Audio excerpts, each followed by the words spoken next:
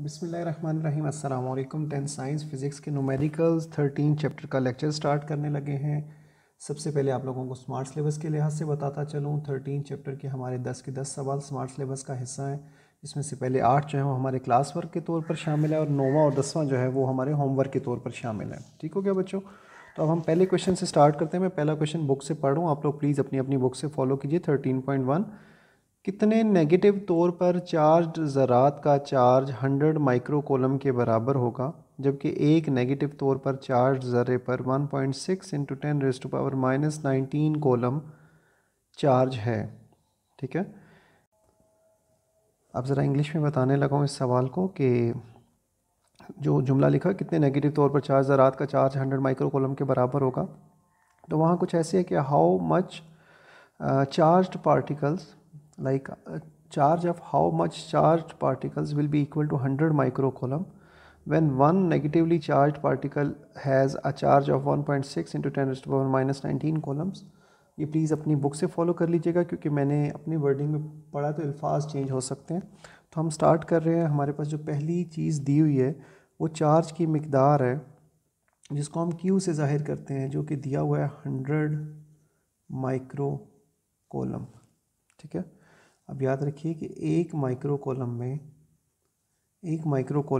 10⁻⁻6 columns होते हैं। Column अगर दोनों तरफ ना भी लिखें तो भी, क्योंकि ये हमारा प्रीफिक्स का टेबल है 9th के आई थिंक दूसरे चैप्टर में, जहाँ पर माइक्रो की क्वांटिटी 10⁻⁻6 करके बताई गई है। तो इसका मतलब है कि ये जो आपका क्यू है 100 माइक्रो कॉलम, वहाँ पर माइक्रो हटा दें अगर, तो आपके पास 10⁻⁻6 कॉलम्स आ जाएगा। माइक्रो कॉलम हटा दें तो उसकी जगह 10⁻⁻6 कॉलम्स आ जाएगा। ठीक है, अब जो एक नेगेटिव, ये हमारी क्वांटिटी है, चार्ज क्वांटिटी है। आप इधर इंग्लिश में लिख लीजिए क्वांटिटी ऑफ चार्ज या चार्ज क्वांटिटी, उर्दू में लिख लीजिए चार्ज की मिकदार। इसी तरह यहाँ आप लिख लीजिए जो अभी मैं लिखने लगा हूँ, एक नेगेटिव जिस्म पर चार्ज की मिकदार, the quantity of charge on a negative particle या नेगेटिव ऑब्जेक्ट। ठीक है, उसको हम ई से ज़ाहिर करते हैं और उसकी क्वांटिटी जो है वो उसने क्वेश्चन के अंदर दी हुई है 1.6 इंटू 10⁻⁻19 कॉलम्स। ठीक है, ये हमने सवाल के अंदर से ही वैल्यू उठाई है। सिर्फ आपने ये ध्यान करना है कि आपके दोनों जो मतलब क्यू है वो टोटल चार्ज की मिकदार है, और जो ई है वो आपका एक नेगेटिव पार्टिकल जो है, चार्ज पार्टिकल जो है उसके ऊपर मौजूद चार्ज की तादाद है। ठीक है, अब यहाँ हमने तीसरी चीज़ जो मालूम करनी है, ये जो दोनों मैंने उर्दू में जुमले बोले वो प्लीज़ साथ में लिखिएगा। तीसरी चीज़ जो बेसिकली हमने मालूम करनी है वो है एन है, number of charge particles, charge ज़रात की तादाद, नंबर ऑफ़ चार्ज पार्टिकल्स या चार्ज ज़रात की तादाद। ठीक है, अब जो फार्मूला हमारा इस्तेमाल होता है वो है Q is equal to NE। आगे से तो बात सिंपल हो जाती है, असल चीज़ ही आप लोगों को पहचान करनी, फार्मूला क्या लगाना और इस तरह की चीज़ों को याद रखना ही असल चीज़ है। अब मैंने उधर ही रहने दीजिए, ई इधर आकर डिवाइड हो गया और साथ ही साथ मैंने उसकी साइड्स भी बदलनी है। अब आपने ऊपर Q की वैल्यू पुट करनी है। Q की वैल्यू आपके पास 100 इंटू 10⁻⁻6 है, 100 इंटू 10⁻⁻6, और नीचे E की जो वैल्यू है वो 1.6 इंटू 10⁻⁻19 है। ठीक है, अब ज़रा गौर से देखिए, ये लिखा हुआ है बेसिकली 10⁻², ये 10⁻⁻6।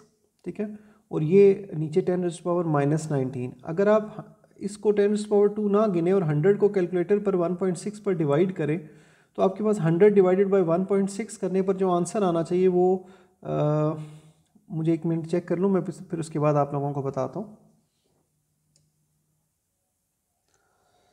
बेसिकली मैंने आप लोगों की बुक अपने मोबाइल पर डाउनलोड कर ली है, बिकॉज मेरे पास 10th क्लास की बुक अवेलेबल नहीं है, तो मैंने अपने दूसरे मोबाइल के ऊपर ये बुक डाउनलोड की। आप लोगों को तो नज़र नहीं आएगी, लेकिन मुझे यहाँ से नज़र आ रहा है, तो उसके मुताबिक जो है वो मेरी कन्फ्यूजन थोड़ी सी जो इस क्वेश्चन में क्रिएट हो रही थी वो दूर हो गई। बहरहाल एनीवेज हम लोग स्टार्ट करें वापस। 100 को जब आप 1.6 पे डिवाइड करेंगे तो यू विल गेट 62.5।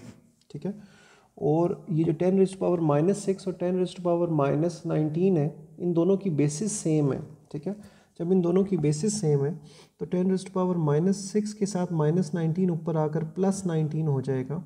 -6 ऊपर है, -19 नीचे से ऊपर आकर +19 हो जाएगा, और यहाँ पर ये दोनों पावर्स माइनस होकर 10⁻13 बच जाएंगी।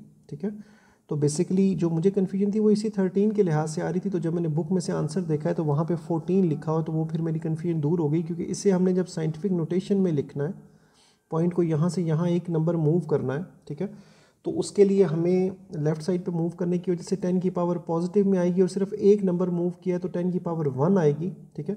यहाँ ऊपर आप लोगों का लेक्चर अभी लिंक नज़र आ जाएगा, ये जो ऊपर ये लिंक नज़र आ रहा है, इस लिंक से आप लोगों ने क्या करना है, अगर आप लोगों को साइंटिफिक नोटेशन के लिहाज से कोई प्रॉब्लम है तो आप लोगों ने इस लिंक पर जाकर तो प्लीज़ वो देख लेना है, ठीक है।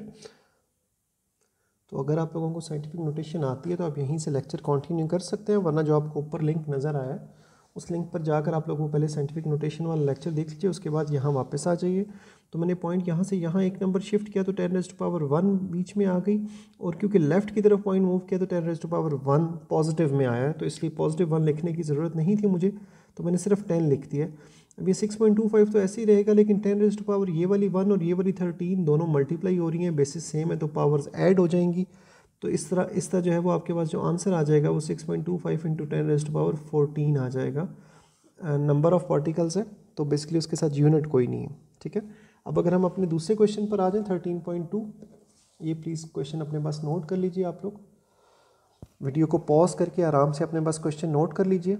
इस दौरान मैं आप लोगों के लिए सेकंड क्वेश्चन पढ़ रहा हूँ, आप वीडियो पॉज करके क्वेश्चन नोट करके उसके बाद सेकंड क्वेश्चन सुनना शुरू कीजिए। 13.2 क्वेश्चन पढ़ो। 2 point charges Q1 = 10 micro coulomb and Q2 = 5 micro coulomb 150 centimetre के फासले पर रखे गए हैं। इनके दरमियान कोलम फोर्स क्या होगी, नीज फोर्स की सिमत मालूम करें। अब इसी सवाल को इंग्लिश में पढ़ने लगा हूँ। 2 point charges Q1 = 10 micro coulomb and Q2 = 5 micro coulomb are placed at a distance of 150 centimetre. What will be the column's force between them? Also find the direction of the force। ठीक है। अच्छा, अब यहाँ पर सबसे पहले हम data लिखेंगे। मैं अगला पेज ओपन कर लेता हूँ। आई होप आप लोगों ने ये वाला क्वेश्चन नोट कर लिया है। मैं अगला पेज ओपन करके 13.2 शुरू कर रहा हूँ।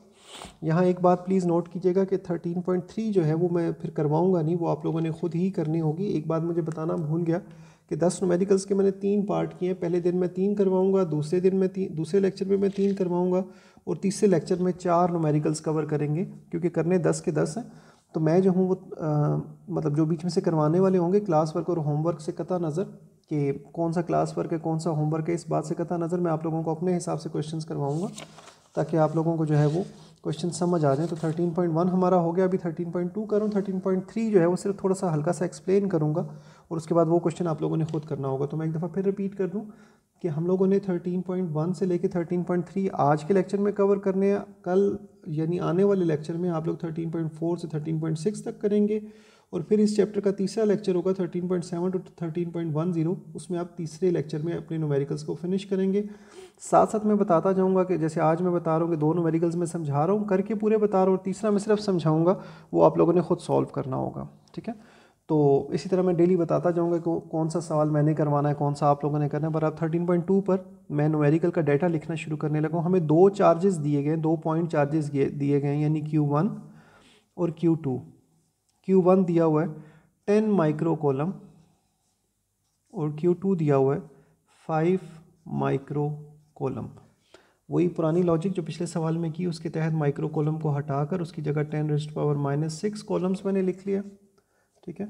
इसी तरह यहाँ पर भी 10⁻⁻6 कॉलम्स लिख लिया मैंने। अच्छा, क्योंकि वजह वही है कि एक माइक्रो कोलम के अंदर 10⁻⁻6 कॉलम्स होते हैं। उसके बाद चार्जेस के दरमियान का फासला, उसे आप R से भी जाहिर करते हैं और D से भी जाहिर करते हैं। चार्जेस के दरमियान फासला 150 सेंटीमीटर्स है।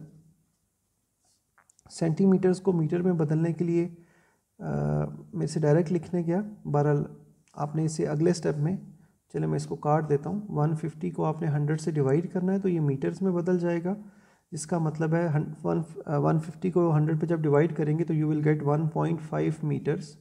ये आपके पास R की वैल्यू आ जाएगी। अब जो इसका फार्मूला है, फार्मूले के अंदर सॉरी एक वैल्यू और भी इस्तेमाल होती है, तो पहले हम वो लिख लेते हैं। एक कांस्टेंट इस्तेमाल होता है K, जिसकी फार्मूले की शक्ल में वैल्यू ये है 1/4 पाई एप्सिलॉन नॉट, ठीक है, और जिसकी वैल्यू फिक्स है 9 × 10⁻⁹ न्यूटन मीटर स्क्वायर पर कॉलम स्क्वायर। ये आपकी बुक में चैप्टर के अंदर लिखी हुई वैल्यू है, k is equal to 1/4πε0 is equal to 9 × 10⁹ newton metre square पर कॉलम स्क्वायर। अब आपने ना सिर्फ फोर्स मालूम करनी है इसकी, बल्कि उस फोर्स की डायरेक्शन भी मालूम करनी है। तो फार्मूला जो है वो F is equal to KQ1 Q2 divided by R square, ये फार्मूला है आपका, ठीक है, जिसमें K की वैल्यू ये हमारे पास दी हुई है 9 × 10⁹ और Q1 की वैल्यू हमने ये ऊपर कॉलम्स में कन्वर्ट की थी 10 × 10⁻⁶ और Q2 की वैल्यू ये हमारे पास दी हुई है 5 × 10⁻⁶, 5 × 10⁻⁶, और नीचे R स्क्वायर है, R की वैल्यू हमारे पास 1.5 है, तो R स्क्वायर जो है वो 1.5 का स्क्वायर हो गया, ठीक है बच्चों। उसके बाद अब जब हमने कैलकुलेट करना है तो इतना ज़्यादा मुश्किल नहीं है, मैं नंबर्स को आपकी आसानी के लिए अलग कर रहा हूँ। देखिए 9 × 5 मैंने अलग कर लिया, बाकी सारी 10 की पावर्स हैं, वो सारी ऊपर ही हैं तो वो कंबाइन हो जाएंगी। 10 की पावर 9 यहाँ से, +1 यहाँ से, -6 है उसके बाद फिर एक और -6 है, ठीक है, और ये होल डिवाइडेड बाय 1.5 का स्क्वायर है, 15 का स्क्वायर 225 होता है, 1.5 का स्क्वायर 2.25 होता है, ठीक है। तो ये तीन नंबर्स ने आपस में कटना है, ठीक है, ये पॉइंट भी हटेगा, उसका भी ऊपर 10 जाएगा, पर फिलहाल 9 4 = 45, ठीक है। नीचे 2.25 मैं यहाँ कर लेता हूँ, पॉइंट हटाया तो यहाँ ऊपर 100 लग गया साथ में, ठीक है। तो नीचे बचा है 225 अकेला, यहाँ से 225 बचा, इसको मैंने अलग कर लिया बेसिकली। अच्छा 10 की पावर क्या बनेगी, ये जमा हो रहा है 9 और 1 10, 10 में से 6 जाएगा तो बाकी 4 बचेगा, 4 में से 6 फिर माइनस होगा तो बाकी -2 बचेगा, ठीक है।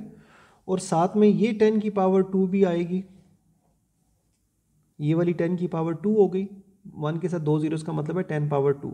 इसे आप डिफरेंट अंदाज में देख सकते हैं, जमा वालों को जमा कर लें 9 और 1 10, ठीक है, मनफी वालों को जमा कर लें 6 और 6 12, तो 9 में से 10 में से 12 गया तो -2 बच गया, बड़ी रकम का साइन आंसर के साथ आता है। दूसरी तरफ 9 + 1 10, 10 - 6 4, 10 बड़ा था तो 4 के साथ प्लस आएगा और साथ में -6 है तो +4 -6 -2 बचेगा, जैसे भी कर ले आंसर यही आएगा, ठीक है।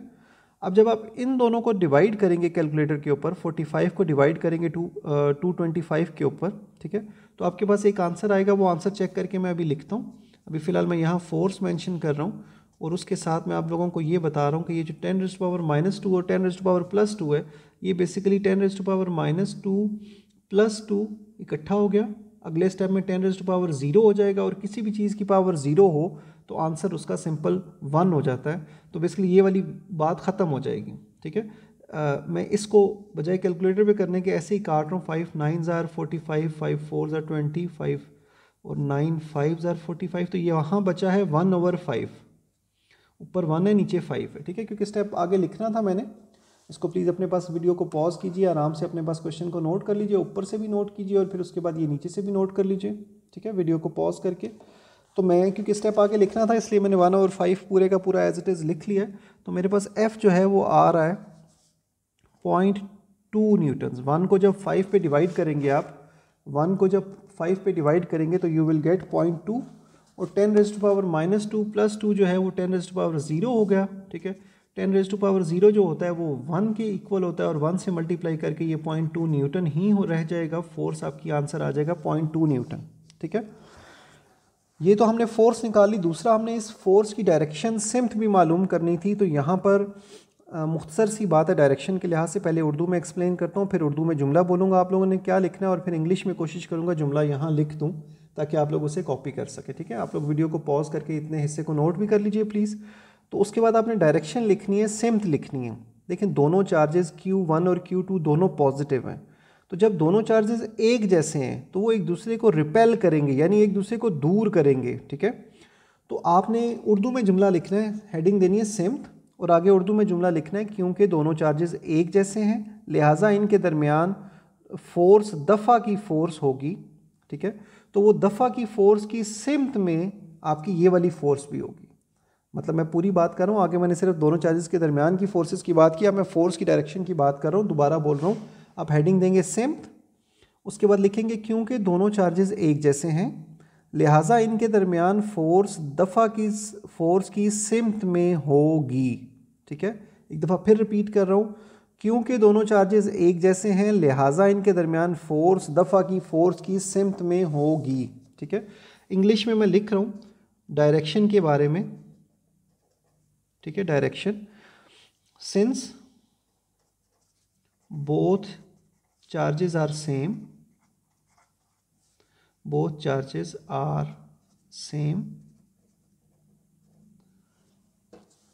since both charges are same, it means the force in between these charges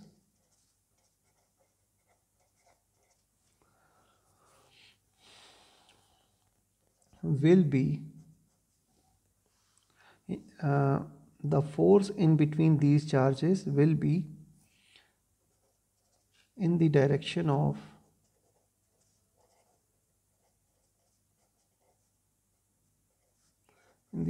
of force of repulsion।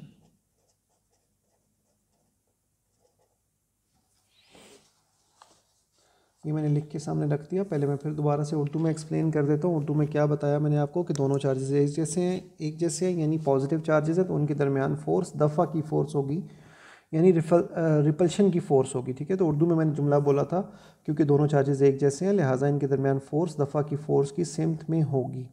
Direction के बारे में हम लिख रहे हैं, यहाँ पर इंग्लिश में मैंने वही लिखा, आप लोगों ने उर्दू में सिमत लिखना है और उसके बाद वो जुमला लिखना है। इंग्लिश में डायरेक्शन लिखा, ये कॉलन का निशान डाला और उसके बाद ये जुमला लिख रहे हैं। Since both charges are same it means the force in between these charges will be in the direction of force of repulsion. अब यहाँ ये बात याद रखिएगा, अल्फाज आप बदल सकते हैं, बात आपकी यही होनी चाहिए। ठीक है, तो इसके साथ हम लोग 13.3 क्वेश्चन पर आ जाते हैं। 13.3 क्वेश्चन के अंदर मैंने मुख्तसर सी बात आप लोगों को बतानी है। वहाँ आपको फोर्स दी हुई है, मैं ये फार्मूला सामने रख लेता हूँ। ठीक है, ये वाला फार्मूला सामने रख लिया मैंने। यहाँ पर तीसरे क्वेश्चन के अंदर आपको फोर्स दी हुई है 0.8 न्यूटन। ठीक है, बीच का डिस्टेंस दिया हुआ है r 0.1 मीटर। ठीक है, और कहता है दोनों चार्जेस की मिकदार मालूम करो।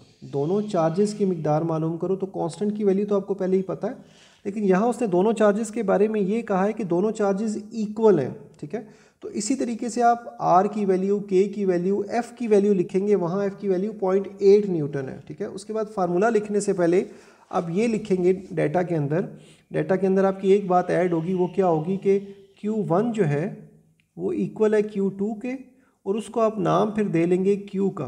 ठीक है, तो जब आप फार्मूला लिखेंगे F is equal to K Q1 Q2 divided by R square, तो यहाँ पर F की जगह वैल्यू आएगी 0.8, K की जगह वैल्यू आएगी 9 इंटू 10⁻⁹, Q1 और Q2 दोनों की जगह वैल्यू आएगी Q। ठीक है, और नीचे R की जगह पर आपकी वैल्यू क्वेश्चन में दी हुई है 0.1, तो उसका स्क्वायर भी है। ठीक है, अब ये दो आपस में कैलकुलेट होंगे, ये क्यू स्क्वायर बन जाएगा, एक तरफ अलग कर लेंगे और आखिर में जो आपका आंसर बचेगा कैलकुलेशन होने के बाद, स्क्वायर ख़त्म करने के लिए आपको स्क्वायर रूट लेना पड़ेगा और उसके बाद फिर आपका क्यू का आंसर आएगा। आई होप आप लोगों से ये क्वेश्चन हो जाएगा। अगर नहीं होगा, ये मैंने रफ़ लिखा है, ये वाला सारा रफ़ है, नीट नहीं है, पूरा क्वेश्चन नहीं है, पूरा क्वेश्चन आप लोगों ने खुद करना है। ठीक है, तो अगर आप लोगों से ये क्वेश्चन सॉल्व नहीं होगा तो आप लोग मेरे से सवाल पूछेंगे। जब आप सवाल पूछेंगे तो मैं एक्सप्लेन कर सकूँगा। अभी ऑलरेडी ये लेक्चर बहुत लंबा हो गया, फिज़िक्स के लिहाज से इतने लंबे लेक्चर्स नहीं हैं, बहरहाल नो प्रॉब्लम। आप लोग प्लीज़ तवज्जो से कीजिएगा और उसके बाद जो है वो फिर हम इंशाल्लाह जो आपसे सवाल आपका होगा वो मैं कोशिश करूँगा कवर करने की, और जो भी सवाल हो वो प्लीज़ ज़रूर पूछिएगा। अपना ध्यान रखिएगा। आज के लिए इतना ही था, इंशाल्लाह अगले लेक्चर में मुलाकात होगी।